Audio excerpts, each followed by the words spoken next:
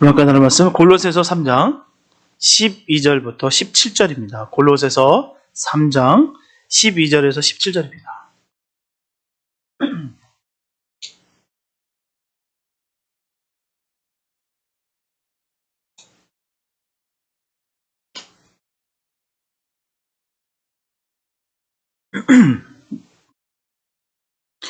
골로새서 3장 12절에서 17절 말씀입니다. 주님의 귀한 말씀 공독해 올립니다. 그러므로 너희는 하나님의 택하신 거룩하고 사랑하신 자처럼 긍휼과 자비와 겸손과 온유와 오래 참음을 옷 입고 누가 너에게 혐의가 있거든 서로 용납하여 피차 용서하되 주께서 너희를 용서하신 것 같이 너희도 그리하고 이 모든 것 위에 사랑을 더하라. 이는 온전하게 매는 띠니라. 그리스도의 평강이 너희 마음을 주장하게 하라. 평강을 위하여 너희가 한 몸으로 부르심을 받았나니 또한 너희는 감사하는 자가 되라. 그리스도의 말씀이 너희 속에 풍성히 거하여 모든 지혜로 피차 가르치며 권면하고 시와 찬미와 신령한 노래를 부르며 마음의 감사함으로 하나님을 찬양하고 또 무엇을 하든지 말에나 일에나 다 주 예수의 이름으로 하고 그를 힘입어 하나님 아버지께 감사하라. 아멘. 영국의 최고의 설교가였던 바로 스펄전 목사님은 40세 이후부터 이 관절염의 일종인 이 통풍 때문에 몹시 통증에 시달렸어요. 그 당시는 아스피린이라든지 또한 혹은 마취제가 발달해 있는 시대가 아니었기 때문에 증세가 나타나기 시작하면 그 통증을 고스란히 참고 견뎌냅니다. 통풍은 겪어본 사람이 압니다. 어마어마하게 아픕니다. 그 통증이 말이에요. 오늘날도 마찬가지예요. 비록 통풍약이 있기는 하나 하지만 이 약은 간을 손상시키기 때문에 많이 복용하면 위험하다고 합니다. 그만큼 통풍은 예전이나 지금이나 힘든 병이에요. 한 번은 그가 통풍 때문에 기동도 못하고 정말 고통을 겪고 있는데 믿음 좋은 그의 교회에 성도 한 명이 찾아옵니다. 그리고 스펄전 목사님께 물었어요. 목사님, 통풍으로 몹시 아픈 순간에도 하나님께 감사할 수가 있습니까? 이 질문에 스펄전 목사님 대답합니다. 예, 감사하라고 무척 애를 씁니다. 이 병이 나은 후에 하나님 앞에 참으로 감사하고 싶습니다. 라고 전했어요. 그 성도는 조용하지만 무게 있게 목사님께 전합니다. 목사님, 지금 몸이 아플 때 하나님 앞에 감사할 수 있어야 됩니다. 오히려 그 아픈 것을 가지고 하나님께 감사하세요. 범사에 감사라고 하지 않았습니까? 그러면 하나님이 분명히 그 병을 고쳐주실 것입니다. 그 말에 스펄전 목사님은 참으로 감명을 받았어요. 그래서 목사님은 범사에 감사하지 못한 자신을 깊이 깨닫고 하나님 앞에 회개했다라고 기록되어 있다는 것입니다. 이처럼 상황을 넘어서 항상 감사하는 마음으로 주님과 함께 동행하는 사람들은 실제로 많은 기적을 체험합니다. 주님 주시는 평안 가운데 승리할 수가 있다는 것이죠. 그러나 이러한 사실을 분명히 아는데도 불구하고 감사보다는 불평하고 불안하고 두려워하는 것이 우리의 연약한 모습입니다. 분명하게 많은 사람들이 넉넉한 삶을 살길 소망해요. 그래서 사람들은 되도록이면 많은 것들을 소유하려고 합니다. 사람들은 생각하기에 많은 것들을 소유하게 된다면 넉넉하게 살 것으로 생각하기 때문이에요. 물론 없는 것보다 있으면 넉넉하고 조금 있는 것보다 많이 있으면 풍성합니다. 그러나 소유가 넉넉하다 할지라도 행복한 삶을 사는 것은 아닙니다. 감사하며 사는 것이 아니다는 것이죠. 인간의 욕망은 끝이 없는 갈급함을 가지고 있기 때문입니다. 채워지지가 않아요. 이처럼 물질이 넉넉하다고 다 평강을 누리는 것이 결코 아닙니다. 내 심령으로부터 평안함이 넘쳐되는 거예요. 이럴 때 진정 기쁘고 행복한 삶을 살 수가 있습니다. 저와 여러분들의 모든 심령이 그리스도의 평강으로 넘쳐나게 되시기를 예수님의 이름으로 축원합니다. 오늘 본문 15절 말씀에 보면 그리스도의 평강이 너희 마음을 주장하게 하라고 했어요. 이 말씀은 권면이 아니에요. 명령입니다. 지금 우리들은 하나님의 은혜로 살아가고 있어요. 하나님의 은혜가 아니면 어느 누구도 살아갈 수가 없습니다. 철저하게 주님의 은혜 가운데 우리가 살아가고 있다는 사실입니다. 분명한 것은 우리들이 사용하고 있는 모든 것들이 다 하나님이 주신 것이에요. 하나님 것이 아닌 것이 아무것도 없습니다. 다 하나님 것이에요. 하늘도 땅도 바다도 공기도 물도 다 하나님께서 베풀어 주신 너무나도 귀한 선물입니다. 하지만 하나님을 섬기지 않는 불신자들은 여러 부분에서 불만족스러운 표현을 할 수가 있을 겁니다. 그 이유는 그들에게 하나님의 참사랑이 임하지 않았기 때문이에요. 하나님을 모릅니다. 모르기 때문에 감사도 몰라요. 오직 그들은 보이는 것이 다 전부라고 여기기 때문입니다. 그래서 세상이 불공평해 보일 수밖에 없어요. 언제나 늘 비교하면서 살게 되었다는 것입니다. 누구는 키가 크고 누구는 작고 누구는 잘생겼는가 하면 누구는 좀 별로고 누구는 부자인데 가난한 사람이 더욱 많고 어떤 사람은 100살이 넘게 사는데 누구는 인생 한번 제대로 펼쳐보지도 못하고 생을 마감하고 떠나고 언제나 기준을 자신으로 여겨서 비교하며 그렇게 살아가고 있습니다. 많은 사람이 아니 모든 사람이 그렇게 살아가고 있다고 볼 수가 있다는 것이죠. 너무나 안타깝게도 세상 사람들은 하나님과 관계가 형성되지 않았기 때문에 그 이상의 어떤 영광스러운 세계를 볼 수가 없어요. 그 영적인 세계를, 그 하나님의 나라를 볼 수가 없다는 겁니다. 그냥 눈에 보이는 것, 그냥 있는 현상, 거기에 살아가는 것. 이것이 바로 인간들의, 세상 사람들의 한계입니다. 그러나 예수님의 사람들은 다르다는 것이죠. 우리들에게는 하나님 계십니다. 살아 역사하시는 그 하나님이 우리와 함께 계신다는 거예요. 그 하나님께서 크신 지혜와 능력으로 우리들의 모든 삶을 지켜주셨습니다. 지금도 함께 하시고 영원토록 주님께서 이끄실 것입니다. 우리들은 그렇게 능력 되시는 하나님의 말씀에 따라서 우리의 삶을 삽니다. 그래서 그리스도의 평강이 우리의 마음을 주장하시는 거예요. 이 삶이 얼마나 영광스러운 삶인지 모릅니다. 하나님께서 우리를 주장하신다. 하나님께서 우리를 함께 하신다. 분명하게 하나님께서 함께 하시는 삶은 복되고 너무나도 영광스럽습니다. 그리고 우리 인생이 영광스러움을 알게 된 동기는 예수 그리스도를 믿은 그때부터였어요. 그 전에는 몰랐습니다. 여러분도 어떻습니까? 예수 만나기 전의 삶과 예수 만난 후의 삶이 어떻습니까? 똑같습니까? 똑같다면 문제가 있는 거예요. 예수님 만난 이후는 완전히 달라져야 됩니다. 그전에는 몰랐으나 내가 예수를 만난 이후로 나의 인생의 가치와 나의 삶의 목표가 완전히 달라져야 되는 거예요.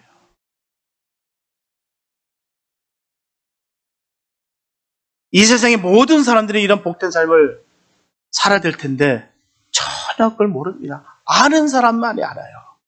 구원받은 사람만이 그 예수님의 그 주님의 그 놀라운 그 사랑과 우리를 건져주기 위해서 그 애쓰고 힘쓰셨고 희생하셨던 그 주님의 사랑을 우리는 압니다. 그러나 세상은 몰라요. 어떤 사람들은 환경적으로 전혀 부족함 없이 살지만 늘 자신의 삶을 괴롭히면서 사는 사람들이 있습니다. 안타깝게도 주님을 만났는데도 불구하고 그런 분들이 있다는 거예요. 정말 넉넉한데도 정말 구원받은 그 감격이 있는데도 불구하고 제 부족함 때문에 그냥 자기 자신을 늘 괴롭힙니다. 나는 왜 이럴까? 나는 불행하다. 저 사람은 훨씬 더 좋은 것을 갖고 있는데 나는 고작 이거밖에 안 될까라는 이 끊임없는 비교와 끊임없는 그 번뇌 속에서 자기 자신을 계속 괴롭힙니다. 그래서 그 우울함에서 벗어나지 못해요. 왜일까요?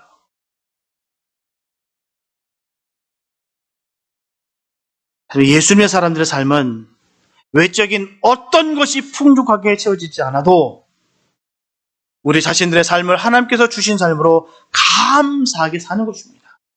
이런 삶이 복된 삶이에요. 하나님은 오늘 우리들에게 명령하십니다. 그리스도의 평강이 너의 마음을 주장하게 하라. 할렐루야. 로마서 14장 17절에서 19절 말씀 보게 되면 하나님의 나라는 먹는 것과 마시는 것이 아니요 오직 성령 안에서 의와 평강과 희락이라. 이로써 그리스도를 섬기는 자는 하나님께 기뻐하심을 받으며 사람들에게도 칭찬을 받느니라. 이러므로 우리가 화평의 일과 서로 덕을 세우는 일을 심쓰나니. 이같이 하나님 나라는 평강이기에 하나님 나라의 백성된 우리는 평강을 소유해야 될 줄 믿습니다. 하나님 나라는 평강이에요. 하나님 나라는 저주도 눈물도 고통도 고난도 없습니다. 시기 질투 미움도 없어요. 우리는 주님의 나라 사람들입니다. 그렇기 때문에 그 백성된 사람들이기 때문에 우리에게는 평강이 분명히 있어야 되는 거예요. 마음의 평강이 없으면 하나님 나라에 들어갈 수가 없습니다. 하나님과 교제할 수가 없다는 거예요. 하나님과 교제하고 하나님 나와 함께 하는데 내 안에 평강이 없다는 것은 우리가 철저하게 회개하고 주님 앞에 나아야 될 줄 믿습니다. 우리가 신앙 점검하는 건 다른 거 없어요. 별거 없습니다. 내 마음이 어떠느냐, 내 마음에 지금 평강이 있느냐, 내 마음에 정말 주님으로 인하여 내가 기쁨이 있느냐, 거기 있는 거예요. 다른 데 가서 점검하지 마시기 바라요. 다른 사람들이 북돋아 준다고 해서 거기에 혹하고 미혹하면서 거기에 현혹되지 마시기 바랍니다. 그거 중요치 않아요. 남들이 뭐라는 거 중요치 않습니다. 내가 하나님 앞에 어떻게 사느냐가 중요한 거예요. 주님이 나를 어떻게 생각하느냐가 중요한 겁니다. 내가 주님을 정말 사랑하고 사모한다면 내 안에 평강이 임합니다. 저는 평강을 가져야 되는 거예요. 우리 아이들 보십시오. 근심 걱정이 있습니까? 그 부모님들 그 가운데 있는 아이들 말입니다.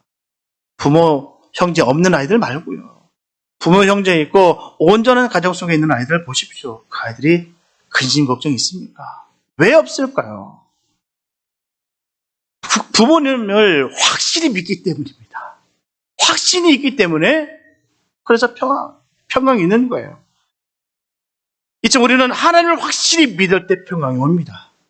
틀림없는 사실이에요. 우리가 주님을 정말 믿을 때, 진정으로 믿을 때 우리는 그 안에 평강이 있습니다. 우리가 다른 데서 점검하지 마시고 다른 데서 기웃거려서 내가 신앙생활 헷갈리지 마시고 내 마음에 계신 그 주님을 늘 점검하시면서 내가 정말 평강 가운데 있느냐, 내가 두려움 가운데 떨고 있느냐, 거기 점검하시기 바랍니다.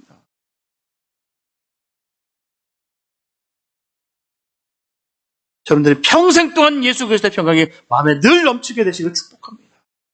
이게 축복이에요. 분명하게 이것은 환경의 문제가 아닙니다. 이는 하나님께서 주신 믿음 안에서 우리들에게 베푸르신 하나님의 늘 선물입니다. 그 선물을 꼭 받으시기 바랍니다. 선물을 받으셔야 돼요. 예. 분명한 사실은 하나님은 아무것도 없는데 우리들로 하여금 괜히 평강을 누리라 그런 말씀하지 않습니다. 항상 있는 걸 갖고 하시라고 말씀하시지 없는 걸 갖고 하신 적 없습니다. 우리 주님은 인색하신 분이 아니세요. 주시고 나서 평강을 하신 것입니다. 분명히 평강을 준비하시고 그 평강을 누릴 말씀하시는 거예요. 하나님은 이 세상에 자신의 평강을 준비하셨어요. 바로 예수 그리스도 말미암아 오는 평화입니다. 우리 주님은 우리에게 모든 것을 주셨어요. 그게 누굴까요? 예수입니다. 그분이 예수입니다. 그분을 주셨어요, 우리에게. 그분을 주셨기 때문에 우리가 평안한 겁니다.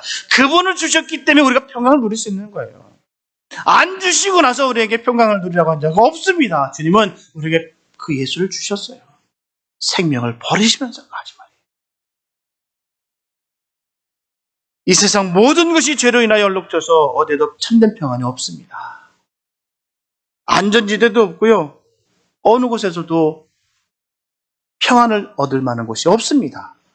하나님과 인간들 사이에는 죄악으로 막힌 담이 있었어요. 모든 인간들은 죄의 노예가 돼서 늘 불안하였고 잠깐의 고난으로도 늘 절망하고 실망하고 낙담했다는 것이죠. 하다못해 천둥 번개만 쳐도 두려웠습니다. 인간에게 있어 그 무엇보다 큰 두려움은 바로 죽음의 문제였어요. 그러나 인간의 힘으로는 별 수가 없었고 이로 인하여 인간들은 더욱 비참하게 되었어요. 그런데 예수님이 이 세상에 오셔서 십자가와 부활로 인해서 인간들의 이 모든 무거운 죄악의 짐을 다 해결해 버리셨습니다. 이 예수 그리스도를 믿는 모든 성도들에게는 하나님과 맡겼던 담이 모두 다 헐어져 버렸고 참된 평화가 임했습니다. 그 평화가 여러분들 계십니까? 생명이 우리에게 있으셔야 돼요. 주님이 우리와 함께 있을 줄 믿습니다. 일단 이 세상이 완전히 뒤집어진다 할지라도, 난리가 난다 할지라도, 아니 죽음이 와도 우리는 절대로 두렵지 않습니다. 주님 때문에. 우리가 세상의 것에서 현혹되면 안 됩니다. 그때는 분명히 주님께서 얘기했어요. 그때는 이것저것에서 재난이 나타날 것이고, 이것저것에서 거짓 선지자가 나타나고, 이것저것에서 적그리스도가 나온다고 분명히 말씀하셨어요. 그렇기 때문에 우리는 거기에 현혹되는 것이 아니라 내 안에 정말 주님이 계신가, 내 안에 참된 평강이 있는가, 주님이라면 나는 모든 것을 버릴 수 있는 믿음의 용기가 내가 결단이 있는가, 거기가 초점을 맞춰야 될 줄 믿습니다. 그것이 중요한 것이지, 내가 성경적 지식이 많다, 내가 남들보다 조금 더 많이 기도했었다, 내가 남들보다 많은 내가 영적인 체험을 많이 했었다, 거기에 중요한 것이 아닙니다. 내 안에 예수가 있는가, 내 안에 주님으로 인해서 내가 어떤 환난과 핍박이 온다 할지라도 내가 결코 주님 배신하지 않겠다는 그 믿음의 갈등이 내게 있는가, 거기 있는 것입니다. 우리가 주님이 우리와 함께함으로 말미암아 인생의 모든 염려와 걱정이 다 사라져 버렸습니다. 우리의 죄의 문제가 다 해결됐기 때문이에요. 인생의 모든 문제가 예수 그리스도 안에서 해결되었습니다. 더 나아가서 죽음의 문제가 해결되었어요. 이렇게 하나님께서 준비하신 그리스도의 평강이 우리의 마음을 주장하게 하라고 말씀하십니다. 하나님은 계속해서 말씀하시기를 저와 여러분들에게 평강을 위하여 한 몸으로 부르심을 받았다라고 말씀하셨어요. 평강을 위하여 한 몸으로 부르심을 받았다. 그래서 하나님께서 저와 여러분들을 이 세상의 많은 사람들 중에서 하나님의 자녀로 택하여 부르심은 곧 평강을 누리기 위해서입니다. 누리시기 위해서 우리를 부르신 거예요. 그래서 택하신 것입니다. 얼마나 감사한지요. 우리를 불러주셨는데 우리에게 평강을 누리기 위해서 그렇게 우리를 부르시고 택하셨다는 것입니다. 이 세상에서 가장 좋은 삶이 평강을 누리는 삶이 아니겠습니까? 평강이 있는 삶이 가장 복되는 거예요. 내가 아무리 많은 것을 다 가졌다 할지라도, 완벽하게 사람들이 다 부러울 만한 것들을 내가 완벽하게 다 세워졌다 할지라도 그 안에 평강이 없으면 아무 소용없습니다. 소용없어요. 사실 넉넉하게 사는 삶이 바로 예수님을 믿는 성도의 삶입니다. 그게 복된 삶인 거예요. 어디서든 당당할 수 있는 것, 어디서도 허리 빳빳이 들고 세워서 고개 들고 다닐 수 있는 것, 이게 성도의 삶입니다. 주눅들 것이 없으며 우리가 부끄러울 것이 뭐가 있겠습니까? 우리 아버지가 하나님 되신대요. 이런 믿음이 우리에게 꼭 있게 되시기 바랍니다. 이게 없으니까 이렇게 비교하고 저렇게 비교하고, 그 비교 가운데 늘 속상하고 늘 아프고, 비교 가운데 얻어지는 것은 좋은 거 하나도 없습니다. 교만하거나 우울하거나 둘밖에 없어요. 내가 저 사람보다 좀 나은 것 같으니까 우쭐하고 교만하거나, 저 사람이 나보다 더 좀 많은 거 가진 것 같으니까 그냥 우울하고 슬퍼지고. 우리는 하나님의 자녀입니다. 이런 넉넉한 삶을 우리가 가져야 될 줄 믿습니다. 우리들이 이렇게 참된 평강을 계속해서 누릴 수 있는 것은 예수 그리스도께서 끊임없이 우리에게 은혜를 베풀어 주시기 때문입니다. 은혜를 못 받으니까 늘 슬픈 것이에요. 은혜를 받으면 우리는 늘 기쁠 수 있고 평강한다는 것입니다. 예수 그리스도께서 우리를 사랑하시되 끊임없는 사랑을 계속하시고, 우리들을 참아주시되 계속해서 참아주시고, 우리들을 용서하시되 계속하여 용서해 주십니다. 얼마나 감사한지. 분명하게 예수님의 사람들의 삶은 주님이 날마다 나에게 베풀어 주신 그 은혜를 따라서 사는 삶이에요. 그래서 하나님께 대하여는 불만이 없습니다. 세상에 명성을 날리지 못해도, 내가 아무리 가난할지라도 하나님께 대하여 원망치 않습니다. 나의 건강이 나빠져도 하나님께 대하여 원망하지 않습니다. 많은 성도들이 이렇게 평강 안에 산다고 하면서도 넘어지는 한 가지가 있어요. 그것은 다름 아니라 눈에 보이는 사람들입니다. 눈에 보이는 것들 때문이라는 것이죠. 바로 누가 나의 눈에 거슬리는 문제. 쉽게 말씀드리면 다른 사람이 잘못하고 있는 그 문제에 대한 것입니다. 문제들이 자꾸 보이는 거예요. 내 눈에 자꾸 말입니다. 이런 일 때문에 우리들의 마음은 너무나 쉽게 평강이 깨져 버립니다. 자꾸 나를 거슬리게 만든다는 거예요. 자꾸 눈살을 찌푸리게 만든다는 것입니다. 은혜로 기뻤던 마음에 찬물을 끼얹은 것처럼 되어버린다는 거예요. 이제 기억하시기 바랍니다. 우리 모두는 하나님께서 특별히 택하셨는데 무슨 목적으로 택하였느냐 하면 그리스도의 평강을 누리도록 하기 위해서 택하셨다는 것입니다. 이것을 꼭 잊지 마시기 바랍니다. 이 평강이 이 땅 위에서 누리는 성도들의 구원이에요. 구원받은 백성의 증거입니다. 이제 우리들이 굳혀지지 않기 위해서 하나님께서 주신 그 지혜를 꽉 붙잡아야 될 줄 믿습니다. 본문 12절에 보면 그러므로 너희는 하나님의 택하신 거룩하고 사랑하신 자처럼 긍휼과 자비와 겸손과 온유와 오래 참음을 옷 입고라고 말씀하고 있어요. 옷을 입었다고 분명히 표현하고 있습니다. 이렇게 하나님은 성도들의 마음속에 기본적으로 긍휼과 자비와 겸손과 온유와 그리고 오래 참음을 주셨어요. 이게 성도의 증거입니다. 성도라면 이런 마음이 있어야 돼요. 긍휼한 마음들, 자비로움, 겸손과 온유한, 그리고 오래 참. 우리에게 주셨기 때문에 우리가 할 수 있는 거예요. 이거 안 받았으면 못합니다. 어떻게 우리가 긍휼할 수가 있으며, 어떻게 우리가 자비할 수가 있으며, 어떻게 온유할 수가 있으며, 어떻게 오래 참을 수가 있느냐 말입니다. 주님께서 주셨기 때문에 우리가 할 수 있는 거예요. 주셨다는 것은 바로 성도라는 증거입니다. 예수 그리스도를 영접하여 하나님의 자녀가 되면 우리들의 마음속에는 기본적으로 남을 불쌍히 여기는 마음이 생깁니다. 영혼 구원의 마음이 왜 생깁니까? 불쌍한 마음이 생기기 때문에 하는 거예요. 왜 전도합니까? 불쌍한 마음이 생기기 때문에 하는 거예요. 왜요? 가만두면 저 백성 구원받지 못하고 지옥 떨어지니까.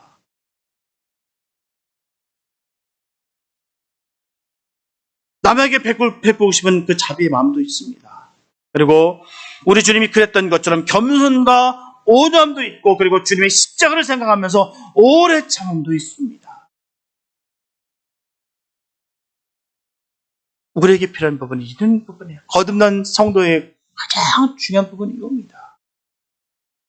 그래서 보면은 이런 예수님의 사람들을 옷 입는 것으로 표현했어요. 이렇게 옷은 잘 입었는데 한 가지 중요한 것을 빠뜨리는 경우가 간혹 있습니다. 많은 경우에 성도들이 실패하는 원인이 바로 이것이에요.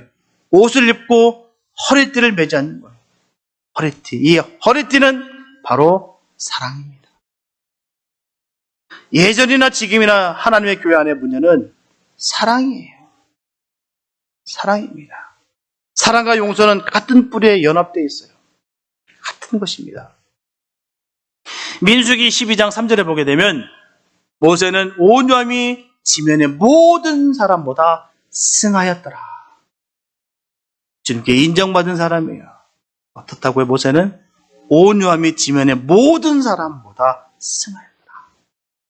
왜 그랬을까요? 왜 그가 온유한 사람이라고 하나님께서 인정해 주셨을까요? 모세의 누이와 형인 바로 미람과 아론이 모세의 권위에 도전하여 큰 손상을 입혔어요. 가장 우리가 아픈 것은 그겁니다. 가족들에게 상처받는 거. 편히 대해주고 격려주고 감쌈을 받아야 될 그 가족에게 상처받는 것만큼 더 아픈 것도 없어요. 근데 가족에게 지금 볼매를 맞고 있습니다. 왜요? 모세가 흑인인 구수 여자와 결혼하다가 그 모습을 못마땅히 여기고 아주 공개적으로 비난하고 다녔어요.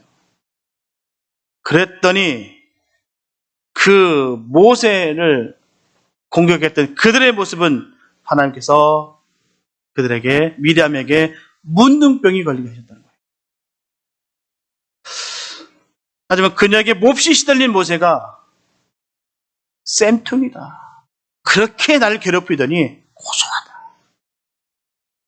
그렇게 나한테 도전하고, 영적으로 그렇게 도전하고 건이 나를 그렇게 핍박하더니 센통이다. 내가 그럴 줄 알았어. 당연히 천벌을 받아야 마땅하지. 그럴 줄 알았어. 라고 한 것이 아니고 속으로도 그렇게 생각하지 않았습니다. 모세는 즉시 하나님께 나아가서 미리암을 고쳐달라고 부르짖었어요. 네. 온유함은 우리로 무릎을 꿇고 우리를 모독하는 사람을 축복하게 만듭니다. 이게 온유함이에요. 저 사람이 날 핍박하고 저 사람이 나를 음해하고 저 사람 뒤에서 나를 칼을 꽂는다 할지라도 우리는 그 앞에서 주님 앞에 무릎을 꿇는 자가 돼야 될 줄 믿습니다. 이게 온유함이에요. 온유함 때문에 그가 할 수 있는 거예요. 누구든 다 혈기는 있습니다. 꼬마들도 있어요. 건들면 꼬마들도 승질냅니다. 승질 없는 사람 없어요. 아유, 저 사람 순둥이야. 정말 무서운 사람은요, 순한 사람이 제일 무섭습니다. 순한 사람이 화나면 정말 무서워요. 오히려 아각거리고 평소에 우락부락한 사람들이요, 평소에는 그런데 속은 더 여립니다. 더 여려가지고 더 상처받고 더 넘어지는, 저는 그런 분도 되게 많아요. 더 많이 봤습니다.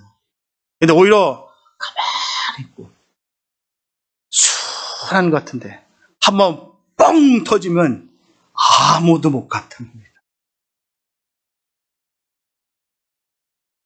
모든 그 말씀드리는 건 모든 사람에게는 다 그 안에 혈기가 있어요.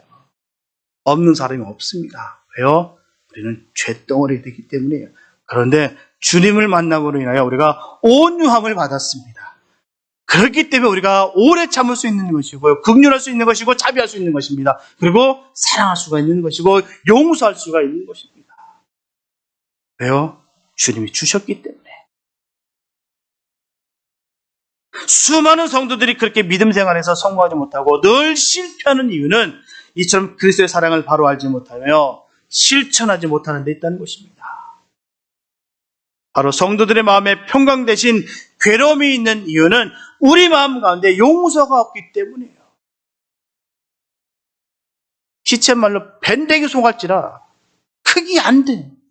용서하면 되는데 못하기가 좁으니까 안 돼요. 왜 그럴까요? 우리 주님이 얼마나 슬퍼하실까요? 아들까지 주셨는데도 불구하고 뭐가 이렇게 불만이 많고 뭐가 불평이 많은지 그게 왜 안 될까요? 우리가 주님께서 험한 말까지 하셨는데 용서하지 않으면 내가 그대로 갚아주겠다고.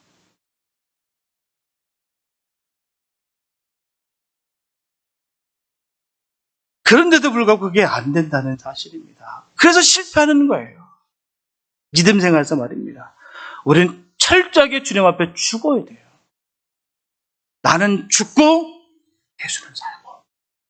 이런 삶을 살아야 될 줄 믿습니다. 우리가 자꾸 다른 데서 우리가 볼 필요 없어요. 내가 정말 예수 안에 죽었는가? 내 자가 지금도 발짝발짝 뛰고 있는가? 뛰고 있는 그 모습 보고 너무 괴로워서 가슴을 치면서 주님 앞에 기도하는 나의 모습. 이 모습이 복된 모습일 줄 믿습니다. 주님을 그 모습을 사랑하세요.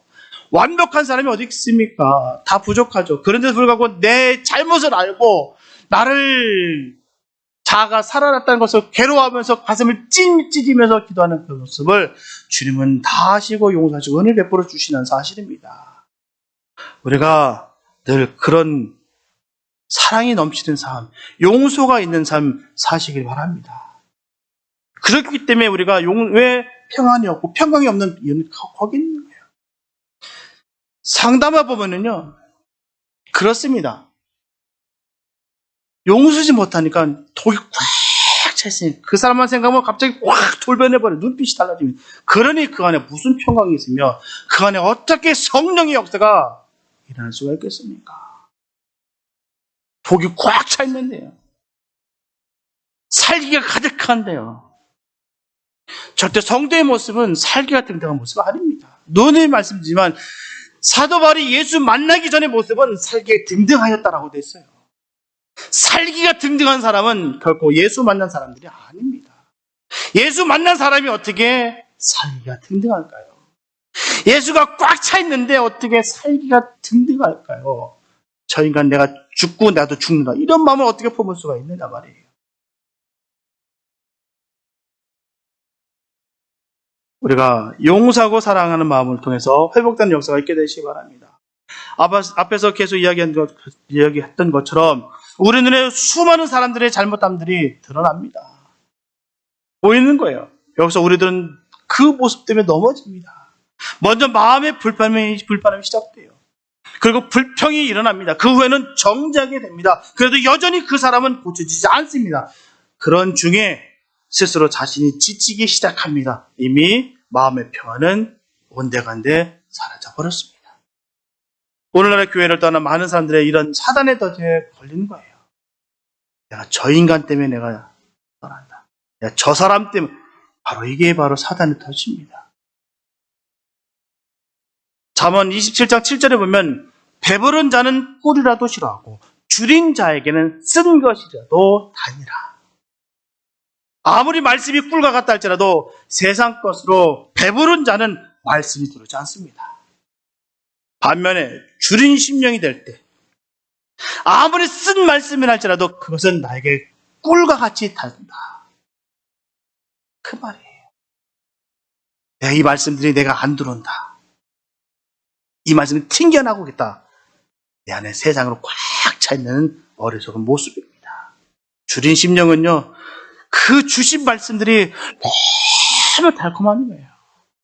그 말씀이 그대로 흡수가 됩니다. 하나님 바로 저 모습이 납니다. 맞습니다. 제가 바로 그 죄인입니다. 라고 가슴 아파하면서 그 쓴 말씀을 그대로 달달하고 여기서 먹습니다. 그게 바른 삶의 모습입니다.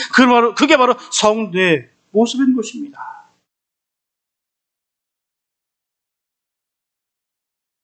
늘 예수를 고파하시기 바랍니다. 예수로 늘 채워주시기 바랍니다. 본문 16절 전반부에 보게 되면 그리스도의 말씀이 너희 속에 풍성히 과하여. 여기서 과한다는 뜻은 그 말씀이 있는 상태가 아닙니다. 그 말씀이 그냥 있는 상태를 말하는 것이 아니에요. 살아 움직이는 것을 말합니다. 하나님의 말씀이 살아 움직인다는 것이에요. 레마로서 그 말씀이 나를 터치한다는 것입니다. 신앙의 삶이 활기찬 것을 말하는 거예요. 말씀이 풍성하게 역동적으로 살아 움직이게 될 줄 믿습니다. 그게 말씀이 거하는 거예요. 지식적으로 남아있는 것이 아닙니다. 그는 지식적으로 남는 거예요. 말씀이 거하는 것이 아닙니다. 말씀이 거하는 것은 그 말씀이 살아 역사에서 움직이는 것을 바로 거하는 것입니다. 그런 은혜가 있게 되시길 축복합니다. 요한복음 10장 10절에 보게 되면 도적이 오는 것은 도적질하고 죽이고 멸망시키는 것뿐이요 내가 온 것은 양으로 생명을 얻게 하고 또 풍성히 얻게 하라는 것이다. 예수님은 말씀을 통해 풍성한 생명을 우리에게 주시기를 간절히 원하십니다. 그래서 말씀을 주시는 거예요. 그래서 저는 목소리가 터져라고 대언하는 것입니다. 생명되는 말씀이기 때문에 제 말하는 것이 아니에요. 하나님의 말씀을 전하는 것입니다. 우리가 그 말씀을 통해서 그냥 살아가는 것이 아닙니다. 겨우 살아가는 것이 아니에요. 억지로 예수 믿는 것이 아닙니다. 마지못해 봉사하는 것이 아니에요. 자원하는 마음으로 기쁜 마음으로 예수를 믿는 것입니다. 예배를 드리는 것입니다. 희생도 복으로 여기는 것입니다. 말씀이 풍성히 거하게 되면 거기서 모든 지혜가 나옵니다. 그런 역사가 있게 되시길 축복합니다. 이제부터 하나님의 지혜에 귀를 기울이시기 바랍니다. 어차피 이 세상에는 우리들 마음에 100%꼭 맞는 그런 모델이 없어요. 내 마음에 쏙 드는 사람은 없습니다. 분명히 단점이 있어요. 저 사람은 정말 완벽한 사람 같아. 한번 지내보십시오. 제가 옛날에 어떤 분한테 목사님 참 좋으시겠어요. 사모님 너무 좋으셨어요. 저 목사 살아봐. 그렇더라고요. 그러니까 완벽한 것은 없습니다. 어떤 성도는 이런 부분에서는 연약한데 또 다른 부분에서는 잘할 수 있습니다. 은사적인 부분에서도 마찬가지예요. 이에 대해서 우리들 탓할 수가 없습니다. 완벽한 은사를 다 받은 사람이 어디 있습니까? 없다는 것이죠. 각 사람의 삶에 대해서도 마찬가지입니다. 어떤 사람은 말에는 실수함이 있는데 행위는 아름답고 어떤 사람은 말은 기가 막히게 잘하는데 행위는 연약한 사람이 있다는 거예요. 말은 퍽퍽하고 실수해요. 들을 때마다 막 아프게 할 때도 있어요. 왜 말을 저렇게 할까? 그러면서 보면 이리저리 깔끔하게 계십니다. 똑소리 나게 해요. 또 어떤 분들은요, 말은 청산유세요. 다 합니다. 막 다 확실하게, 이런저런 바삭해요. 그러나 행동은 게을러요. 안 합니다.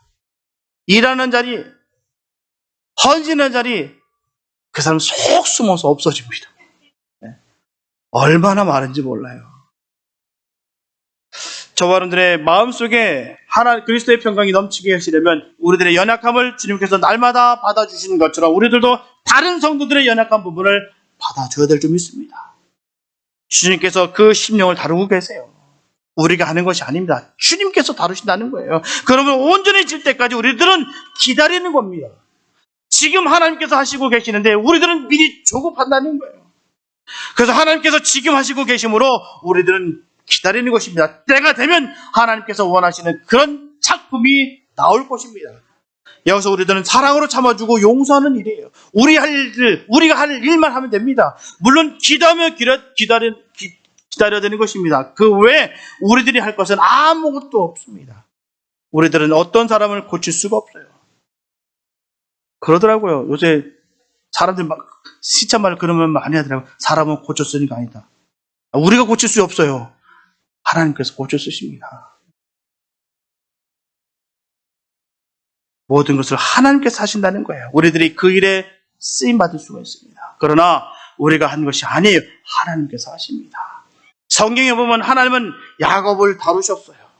그래서 그를 이스라엘이 되게 하셨습니다. 그리고 하나님은 베드로를 다스렸습니다. 그래서 신약의 교회 기초석이 되게 하셨습니다. 이렇게 여러 환경을 통해서 하나님의 온전한 사람으로 만들어 가십니다. 우리는 모두 아직 미완성 작품이에요. 내가 살 날이 얼마 남았다고 해요? 아니요. 아직도 완성된 게 아닙니다. 주님 만나는 그날까지 우리는 계속해서 주님께서 빚어가시는 거예요. 아직 미완성입니다. 그러나 주님께서 우리를 만드시기에 우리는 최고의 작품입니다. 걸작품이라고 우리에게 얘기해 주셨어요. 아직 덜 된 우리들이 서로를 바라보면서 지적하면서 살고 있다면 어리석은 겁니다. 하나님의 말씀으로 권합니다. 그래서 모든 사람들을 사랑으로 용서하면서 받으시기 바랍니다. 그래야 저와 여러분들의 마음에 예수 그리스도의 평강이 풍성하게 되기를 원합니다. 남을 용서하는 사랑의 마음이 없으면 결코 평강이 우리 마음에 자리 잡을 수가 없어요. 그러므로 성도들의 행복은 예수 그리스도의 말씀을 실천하는 데부터 시작됩니다. 아무리 좋은 경경이 주어진다 할지라도 예수 그리스도의 말씀을 실천함이 없이는 성도들의 행복은 없습니다. 기대하지 마시기 바랍니다. 꿈도 꾸지 말기 바랍니다. 늘 환경 탓만 하다가 가는 거예요. 너무나 안타까운 삶이라는 것입니다. 분명한 사실은 예수 그리스도의 은혜 아래에 있으면 감사가 충만합니다. 앞으로 내내 저와 여러분들은 감사로 충만했으면 참 좋겠습니다. 누구 때문에? 예수 때문에요. 그분 때문에 우리가 늘 감사가 넘쳤으면 좋겠어요. 본문의 15절 하반절서부터 17절까지는 감사에 대한 것으로 가득합니다. 마음에 감사함이 가득하여 찬양을 올리고 예수 그리스도를 신비고 하나님 아버지께 감사하라고 말씀하셨어요. 이런 감사는 저와 여러분들 심령에 하나님의 말씀이 풍성히 거해야 될 줄 믿습니다. 그래야 하나님의 모든 죄가 넘쳐야 될 것이며 그로 인하여 찬송과 노래가 있게 될 것입니다. 성도들이 행하는 모든 일이 그리스도 안에서 그리스도의 이름으로 이루어질 것이며 늘 충만한 감사가 넘칠 것입니다. 이런 넉넉한 새 백성들의 삶, 바로 하나님께서 택하신 성도들의 삶이 바로 이런 삶입니다. 우리 모두는 부디 이런 삶이 평생토록 이루어지시기를 예수님 이름으로 축복합니다. 사랑하는 성도 여러분, 지금 우리가 살아가는 세상은 하나님께 감사하는 사람들이 적을 뿐만 아니라 오히려 하나님 대신에 우상 앞에 감사하는 자가 점점 늘어만 가고 있어요. 하나님을 자꾸 떠나가고 있다는 사실입니다. 너무 안타까운 사실이에요. 아까 제 친구 목사랑 통화 나눴는데 큰 교회입니다. 반토막이 났대요. 너무 안타깝더라고요. 서로 위로해 줬어요. 서로 기도해 줬어요. 세상으로 다 뿔뿔이 흩어지고 세상이 좀 이 팬데믹을 통해서 신앙은 다 죽어버리고 너무 편하네. 예배당 갈 필요도 없네. 이러다 보니까 예수님을 섬기기보다는 우상 앞에 감사하는 자들이 점점 늘어나고 있다는 거예요. 얼마나 마음이 아픈지요. 디모데후서 3장 2절에 보면 사람들은 자기를 사랑하며 돈을 사랑하며 자극하며 교만하며 회방하며 부모를 거역하며 감사치 아니하며 거룩하지 아니하며라고 말씀하고 있어요. 이처럼 말세가 되면 그 정도가 더욱 심해지라고 예언하신 말씀대로 세월이 가면 갈수록 점점 우상 문화가 창궐하고 있어요. 신명기 16장 11절 하반절에 보게 되면 내 하나님 여호와께서 그 이름을 두시려고 택하신 곳에서 내 하나님 여호와 앞에서 즐거워할지니라. 이렇게 즐거운 마음으로 감사를 드리면 마음이 넓어지고 기쁨과 보람을 얻게 됩니다. 주님이 함께 한다는 거예요. 택하신 곳에서, 주님께서 있는 그곳에서, 예배가 있는 그곳에, 기도가 넘치는 그곳에, 찬양이 있는 그곳에 모여서 우리가 주님 앞에서 즐거워하며 감사될 줄 믿습니다. 그러니까 이게 사라지고 있어요. 점점 개인주의로, 개인적으로 흩어지고 있습니다. 우린 특별히 경계해야 돼요. 내가 왜 자꾸 개인주의로 갈까? 왜 나만 알게 될까? 사람들의 관계 속을 내가 깨면서 하나님의 관계만 충실하면 된다라고 왜 내가 그 거짓 소리에 내가 현혹되고 있을까? 우리가 깨달은 바가 있어야 될 줄 믿습니다. 감사드리되 대해 즐거움과 기쁨으로 드려야 될 줄 믿습니다. 주님의 자녀들과 함께 말이에요. 데살로니가전서 5장 18절에 보면 범사에 감사하라. 이는 그리스도 예수 안에서 너희를 향하신 하나님의 뜻이니라. 이처럼 하나님께 범사에 감사할 때 그 자체가 바로 하나님께서 주시는 복을 누리는 것이며 또한 하나님의 뜻을 준행한다는 사실을 꼭 믿으시기 바랍니다. 분명하게 감사는 하나님의 문을 여는 방법이고요. 불평은 하나님의 문을 닫는 방법입니다. 분명한 방법을 우리에게 제시하고 일러주셨습니다. 하늘문을 여는 방법과 하늘문을 닫는 방법. 우리는 하늘문을 여는 복된 삶 되기 원합니다. 그래서 하나님께서 불평하는 사람이 아닌 감사하는 사람을 축복하는 줄로 믿습니다. 하나님께서는 범사에 감사하는 사람을 통해서 당신의 선한 역사를 이루어 가신 줄로 믿습니다. 그러므로 감사는 하나님의 명령을 꼭 기억하시기 바랍니다. 고통과 고난 중에서 결코 감사할 수 없음에도 불구하고 감사하는 것이 바로 하나님의 뜻임을 반드시 기억하시기 바랍니다. 그로 인해 저와 여러분들은 범사에 감사함으로 하나님을 기쁘시게 하고 더욱더 큰 복을 받아 누리는 복된 예수님의 사람들이 다 되시기를 예수님의 이름으로 축원합니다. 기도합니다. 사랑해 주님 감사합니다. 아버지, 주님을 찬양합니다. 늘 우리가 그 감사가 식어지지 않도록 은혜를 베풀어 주시옵소서. 우리가 거듭났다, 우리가 주님 앞에 주님의 자녀다, 다른 증거가 없습니다. 내 안에 평강이 있느냐, 평안이 있느냐, 감사가 있느냐, 우리가 거기에 초점을 맞추며 살기 원합니다. 하나님, 이 세상 모든 것을 다 빼앗겼다 할지라도 주님 나와 함께 우리는 뺏긴 것이 아무것도 없습니다. 하나님, 잃은 것이 하나도 없습니다. 하나님, 나에게 건강이, 자산이, 또한 모든 물질이, 명예가 다 빼앗긴다고 없어졌다 할지라도 주님이 나와 함께하기에 우리는 감사가 끊어지지 않습니다.